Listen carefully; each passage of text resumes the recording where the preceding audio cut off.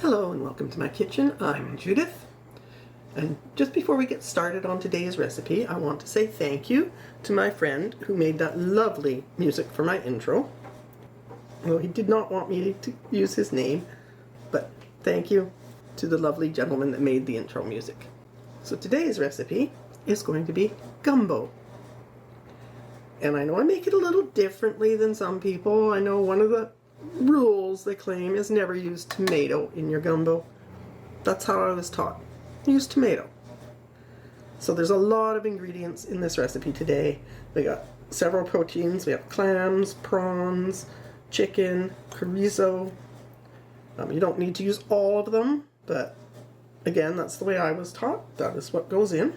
Some chicken stock, whole tomatoes, crushed tomatoes, garlic, onion, and of course Cajun seasoning or blackening spice. Now I make my own. You can buy it in the stores, but I do my own because I'm a little sensitive to chili peppers. I can't take a whole lot of heat. And there aren't a lot of vegetables. I'll say some green pepper, celery, onion, garlic. But the first thing we have to do is make a roux. And the roux does take a long time, because you do need to get it to that beautiful nutty brown color and aroma. So we're going to take some oil, probably about 1/4 cup, and a couple tablespoons or so of flour. First off, we're going to heat the oil in a pot. So let me get started on that, because we do need to get the oil hot and almost smelling burned. Right, our oil has reached its smoke point. I don't know if you can see that, but there is definitely smoke coming off it. And it's starting to smell that.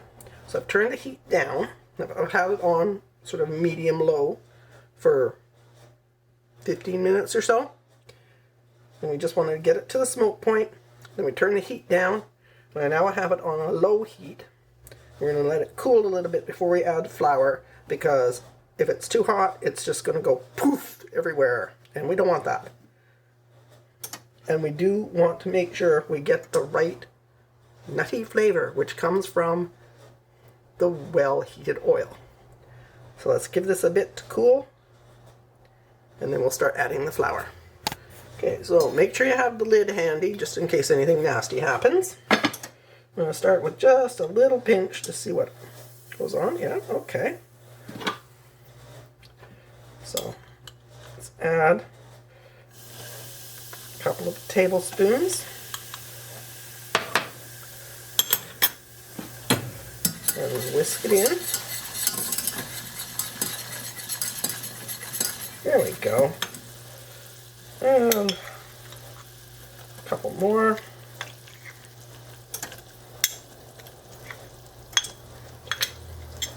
So we had about 1/4 cup of oil in there, and we're going to add slightly less than that of flour. We want this to be liquidy. We don't want it to be a crumbly roux. Now comes the boring part. We get to stand here and whisk for like half an hour. So turn the heat down. We want it low. We don't want to burn it.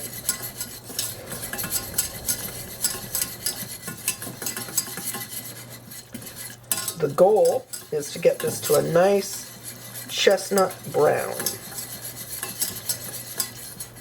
And for this amount, it should take about half an hour. If you're making a larger amount, it would take an hour.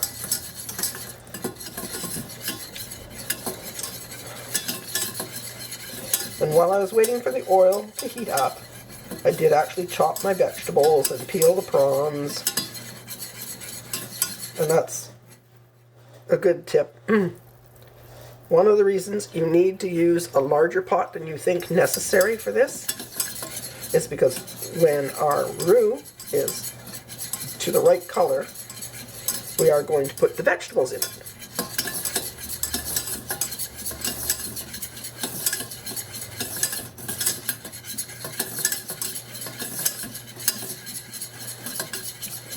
So to get your heat down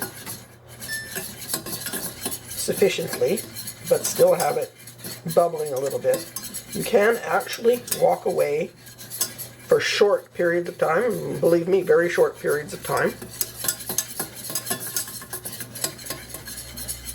Because this will take ages. And it is extremely boring to stand here and whisk it all that time. So I will see you when it's ready. While we're waiting for our roux to cook, we're going to cook off our chicken thighs. We're going to have 3 boneless, skinless chicken thighs. You could do pre-cooked chicken breasts if you like, which is what I normally use, but since I didn't have any today, I got some chicken thighs, and they do have more flavor than breast, and they do stay a lot more tender and juicy. So we're just going to cook those off, get them brown. It isn't quite hot enough. It should get there. And I've switched over to a wooden spoon from the Whisk for the roux. It's starting to brown up nicely, but it still has a ways to go. Okay, the roux is looking lovely, and it's getting nice and brown, but it's still got a ways to go.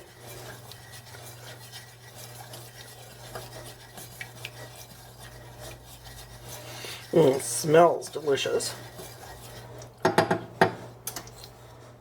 but it hasn't quite reached the point we need it at yet. Shouldn't be much longer. We're getting very, very close to the consistency and color and aroma that we wish. You're going to see that there is a distinctive sound that this will make when it bubbles, when it's ready. And I will make sure I get you some of that recorded so you can hear it. But it's not going to take much longer.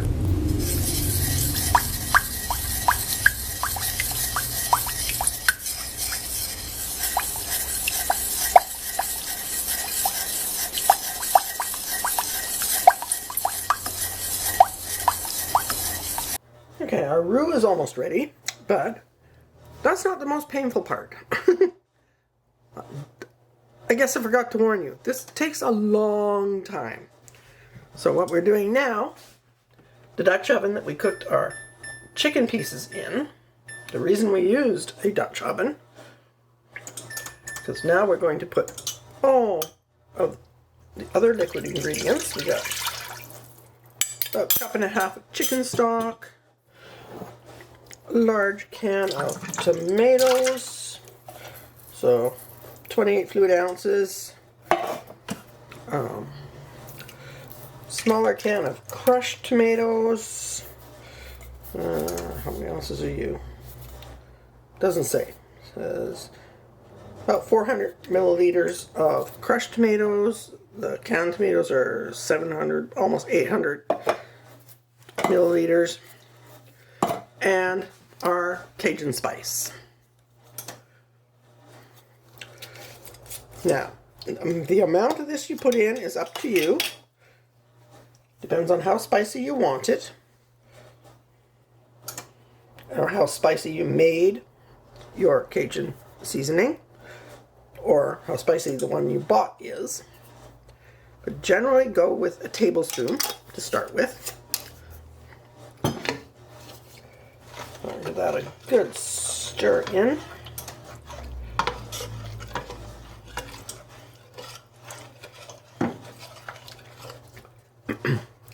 And I know at the beginning I said garlic. Now garlic is optional. I don't generally use it, so I am not putting it in today. I just want to give a little taste here to see how much spice we got in there.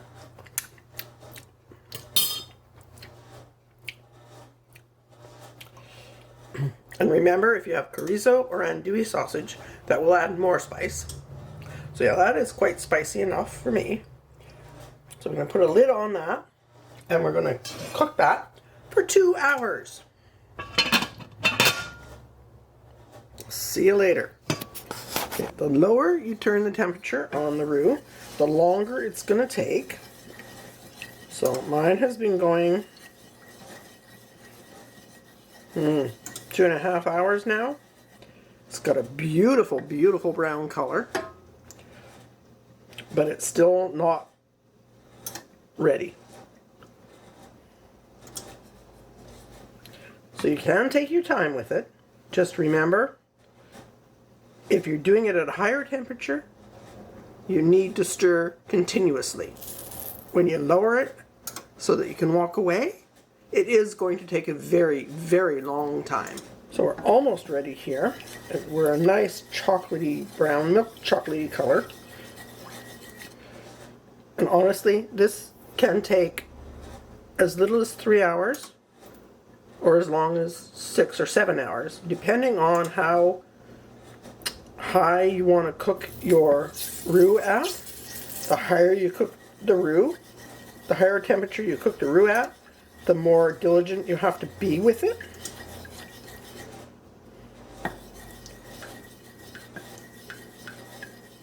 But yeah, that's starting to sound good. That's kind of what we want. And this is, again, another dangerous bit, because now we're going to put the vegetables in the roux.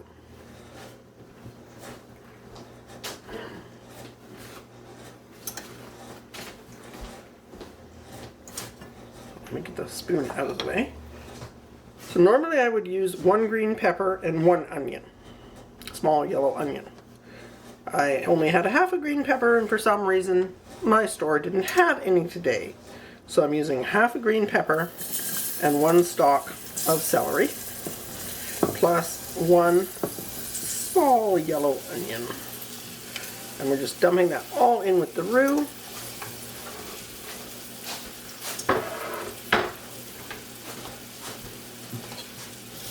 I'm going to turn the heat off. Now you just remove it totally from the heat, stir everything together.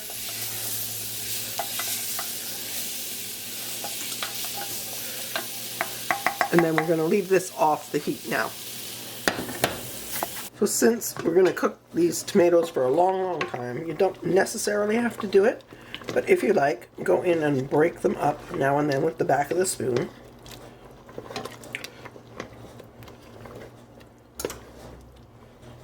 And just keep them at a good simmer. You don't want them boiling hard, or they're going to dry out. You're going to lose all your liquid that you want later.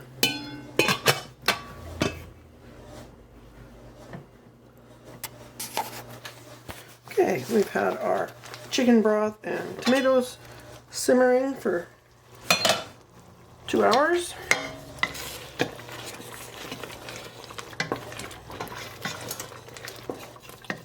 You know, tomatoes are broken up, and yes, I have I have opened it up and ouch, squished the tomatoes a couple of times to make sure they broke up.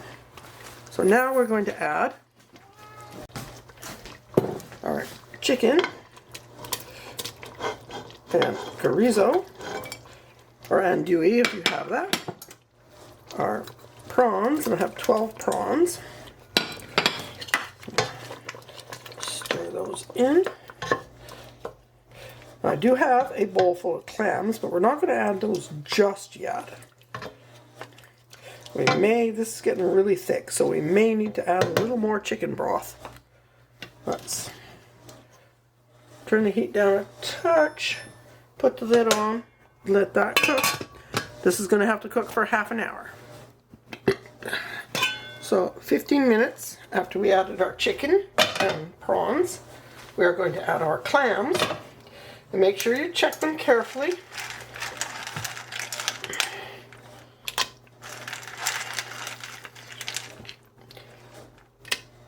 Anything that did not close up after you put them in the water, you need to throw away. And if they don't open up once they've been cooking, you need to throw them away. So, our broth is fairly thick, so I think we're going to thin it a little. You could use chicken stock or just a little water. Because remember, we are going to be adding our roux. which will thicken it even further.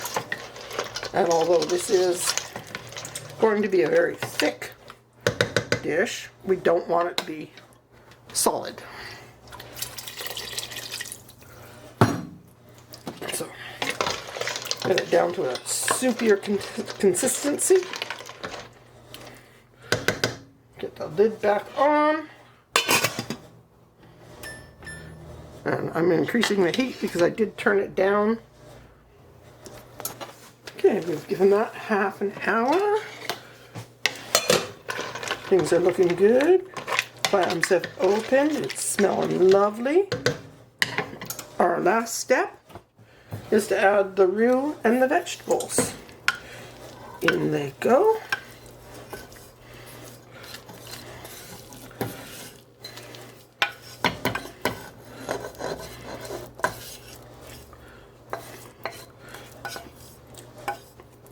This is going to give our gumbo a wonderful nutty flavor and thicken it. So make sure you get all that roux in there. Give it a good stir.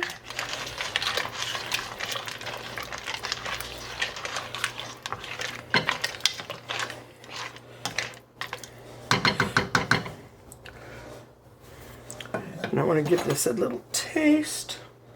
And I know the flavor hasn't developed yet because we've just added the roux, but oh, I need more of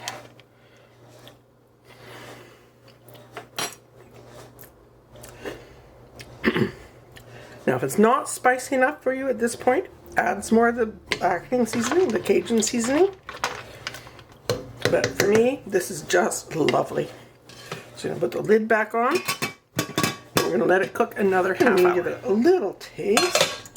We're nearly done.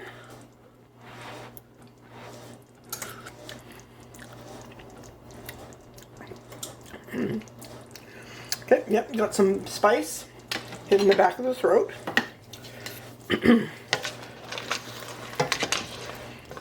It could be spicier. And it's starting to thicken, but we don't want it like solid. And while we finish cooking this, we are going to boil some rice because traditionally it's served with rice. So I've got some rice cooking and we're going to leave the lid off, let it thicken a little bit more.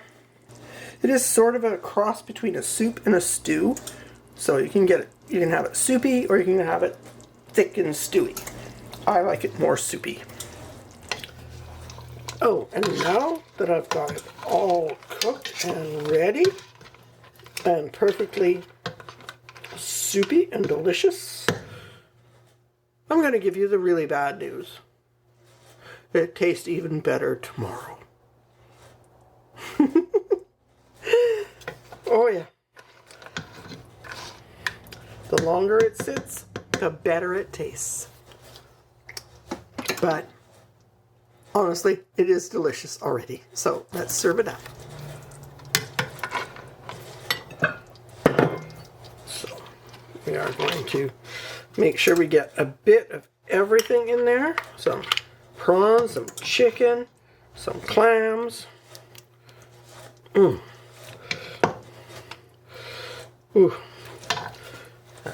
On the plate. And we top it with some rice. Just like so. Okay. Everything you got goes in the bowl.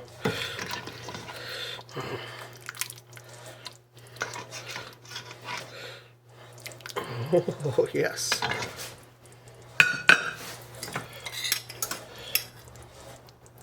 Right in the center.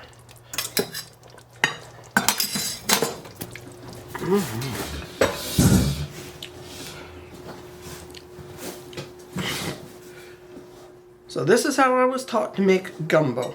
And I know it's not traditional in a lot of ways, as traditionally there's no tomato in it apparently. But I like it with tomato. And that's how I was taught to make it. Oh, that's lovely. Let's see what we have in here. We have clams. Ooh, just hot. Suck the clam out.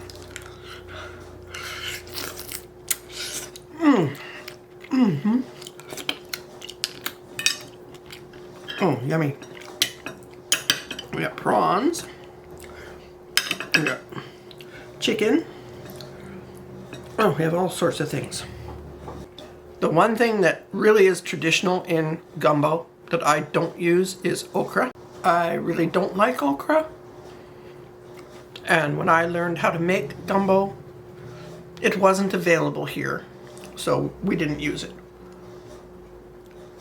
And I continue to refuse to use it because I actually don't like it. If you like it, you can use that. It does help thicken things. Let's get the prawn going. Oh my God. So good. Oh, and perfect spiciness for me. I used about 1.5 tablespoons of my Cajun seasoning. And I will try to remember to put the recipe for that in with the recipe for the gumbo. Thank you all so much for watching. Please, if you enjoyed the video, give it a like. Consider subscribing. Share the video with your friends and family. And I will see you again soon with a new video. Thank you so much for watching.